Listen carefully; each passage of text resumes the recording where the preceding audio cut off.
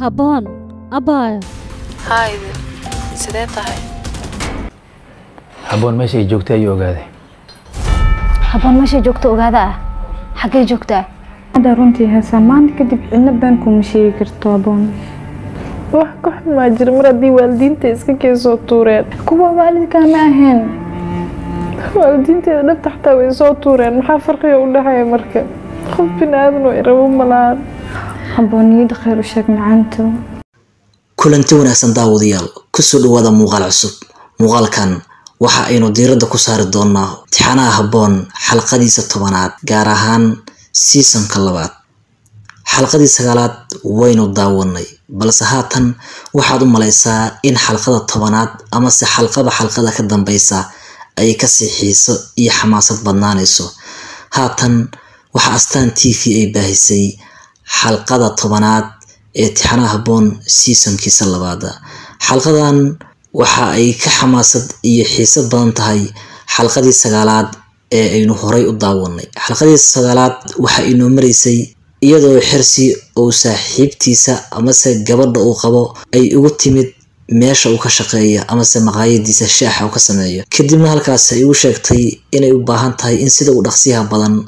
oo reerkeeda kala soo wareego maadaama uu qabo balse ay la nooshahay ilaa ya haatan familka ay ka dhalatay taasna waxa ay ku boorinaysaa in loo baahan yahay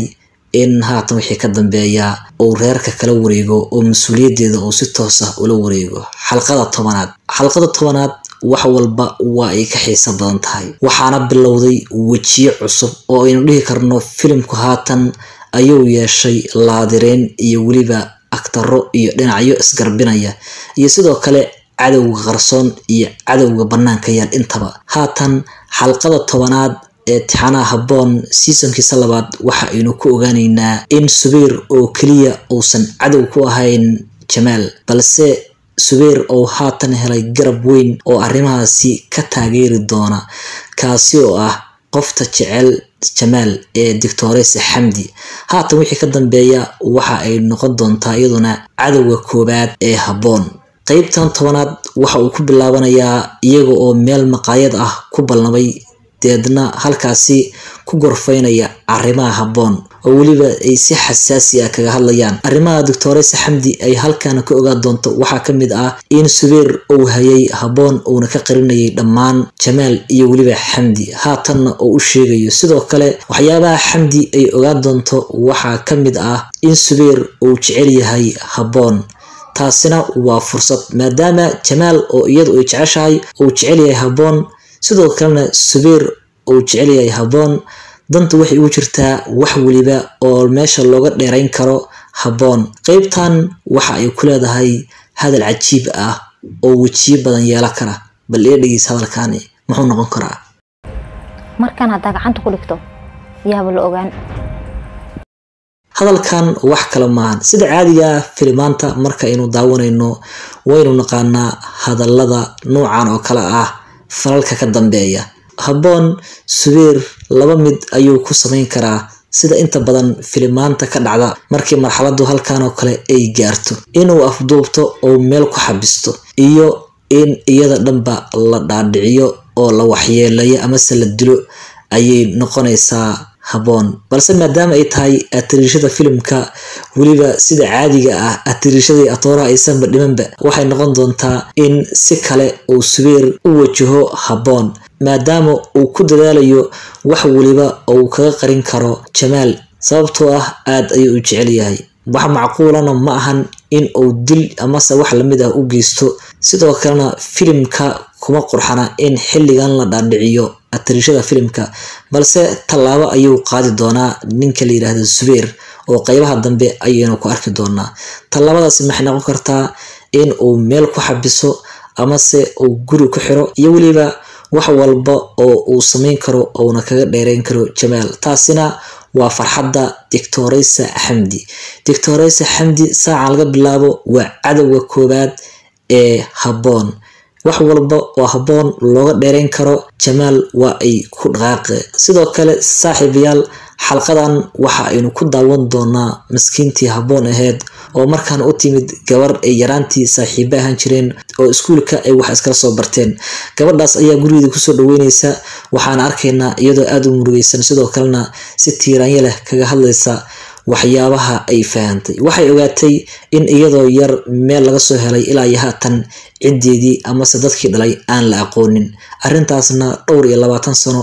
ayay ka qarsaneyd oo habboon wixii haatan ka dambeeya waxa ay fahansan tahay wax walba maadaama awal ay u maleynaysay in ciidan abtigooda uu dhalay sidoo kalena ilmahan ay eedada dhashay haatan wixii ka dambeeya waa ay fahantay wax walba habboon oo waxay ogaatay in aysan dad lahayn sidoo kalena iyadoo yar meel laga helay taasina waxay ku noqotay uur ku taalo iyo waliba in ay si joogto ah u ilmeyso muuqaalkan saaxiibayaal waxa aynu idinku soo gudbinaynaa kalibyada ugu xasaasisan xalqada 10aad ee tixanaha habboon gaar ahaan waxa aynu diiradda saarnaa mar waliba garbaha filimka ama se dadka uu filimku ku socdo sida atriishada laadarka iyo waliba atooraha iyo waxyaabaha ay markaasi ku xeeran ayaynu filimka xooga ku saarnaa alaaba oo aynu kalibyada ugu macquulsan ka soo qaadanaa haatan ku soo dhawaada saaxiibayaal qaybaha ugu xasaasisan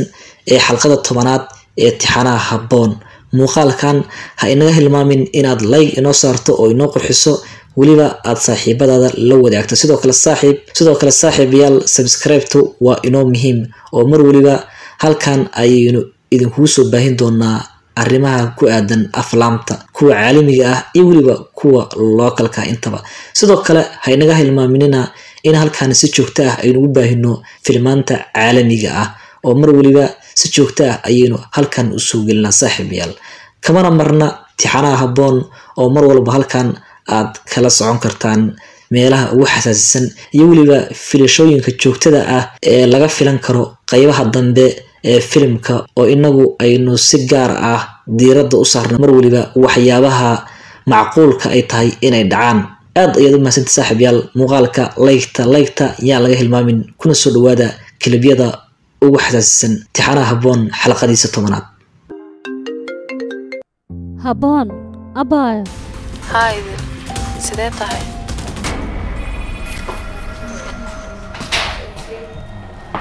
muddo 30 daqiiqo waliga qof meel uma fadhiin dadku ma istii karaan gabadha waa laga soo daayada jacaylka horeeyaan maxay u maleynayaan labadeena shukaansanayna wali gabadha meel isla fadhiyaan maxaa kale loo malay karaa waa la socotaa Soomaa warkiisiba maalin hore akhbaar fiican ay sheegto waan ku farxay arintan ku sheegay qof ma u sheegtay leh maya maxay balnaaba ka qaadmo Jamaal mis maqasheen telefoon ba igama qabanaa aniga garanay sabab telefoon uu ka qabanayn maxay tahay sababta habboon meesha ay joogtay ayuu ogaaday habboon meesha joogto ogaada xagee joogtaa intuu ka helay habboon aniga ila joogtay suweer abu waa ku baryaa kaftanka iga dhaafno Jamaal habboon muu helay may wallahi kaftan maahan habboon aniga ayaa hay xagee ku haysay gurigeyga wadii sheegtay Jamaalna jeceshahay balse aniga kuma sheegin habboonna jecelahay waa sabtadiigu aamin laada waxaas aniga ma aaminayo habboon meel ay joogto miyaad ogaatay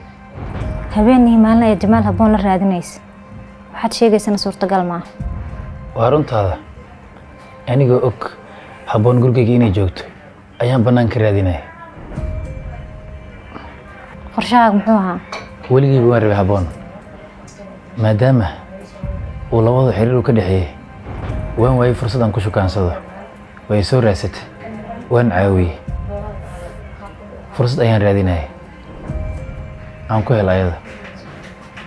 Jamaal haduu ogaado maxaa dhacay Jamaal uu ogaaday gurigeyga inay joogto guriga ayuu tagay ayadana guriga way ka tagtay hadda labadeena way naga wada maqan tahay habboon hal ixsaan ii samee Jamaal gacanta ku dhig habboon aniga waan heli doonaa ilaa waxa iska kay dhigayso qof i caawinayo adiga dantaada wata Soomaa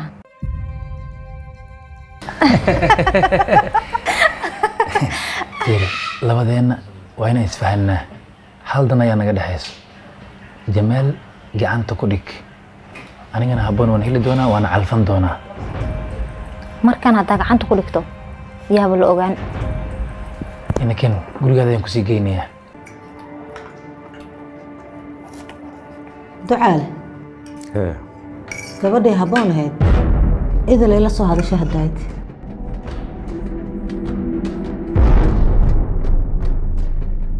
habboon ma nabad qabtaa? oo habboon caafimaad qabtaa. meeshii habboon waayahay aan wax idiin sheegna warka naga sugo. waayahay bal noo wad. waxay sheegtay meeshii ay joogtay inay ka wareegtay. haye waxayna tiriyaan la ii walwalin. oo xaggee u wareegtay marka? la iima sheegin. hay maxay ku dhahdaa habboon hadalkaas rumuu noqday wax walba way ii sheegtay arrintana meeshaasay kusoo dhammaatay hibo macquul ma ahanin sidee ku dhici kartaa laakiin sidaan ay macanteeda wax sameeye ma aqaani meela wax ka bilaabo wixii run ay wixii been hataa ma kala aqaan intaa ka badan hibo hadda runtii heesaa maanta kadib cidna been kuma sheegi karto habboon wax ka xun maa jira mar haddii waalidiinta iska keensoo tuureen kuwa waalidkaa ma ahayn waalidiinteeda dhabta xataa way soo tuureen maxaa farqiga u dhexeeya marka qof bini aadan way rabo malaan habboon niyadda khayr u sheeg macaanta jamaalkii aan jeclaan wuxuu igu nacay maadaama aniga reerkayga la aqoonsan waaye dadkii aan jirsanayay dhan meel cidlay soo dhigeen bis waay laakiin qaybtaas nolosheeda way kasoo dhammaatay habboon yaa u sheegay ma aqaan laakiin waxaan u malaynaa subeer inuu u sheego. ma balaaya qabiil guriga gabadha ku qarinayo lagu jiilay balaaya ku dhacaas hadduu ogaan lahaa dhibka uu noo geystay gabadhiiba sii dheeray. hooy hadda habboon ma soo laabanayso miya way maxaan ka ogaa waayahay waayay ciddaada adiga ma ka warqabtaa habeen reerkeeda cid wax ka ugu jirta beeraatay markay yareedaa la baafiyey wax ka soo jawaabo ma arag ilaa haddana sidaa lagu aaminsan yahay. hibo hibo yarkaa ku sheegay waa habar yaraada si uu foodo badan yahay kula qabsada hal hadliya ma baafkaas ma geli karo iska baxaana Waalaikum salaam. waa kaa qaad Soo dhow soo fadhiis ma jirto miyaa? Gabadhaan wajigeeda waa igu yaalaa. Abay xagee ku arkay? maya buu hore ma isku arkin maanta isku keen horeyso axmed gabadhaan aan ku baro waa saaxiibtay iskuulka magaceedana habboon allah Habboon. Barasho wanaagsan. Ana Axmed yaa Allah. barasho lamid ah Iyo warkiisii? war maayo la saaxiib maxaa haysaan Wallaahi. Qofta fadhiisay. axmed joogiya ceeb maayo axmed Intee keenta laakiin? xisho ceeb axmed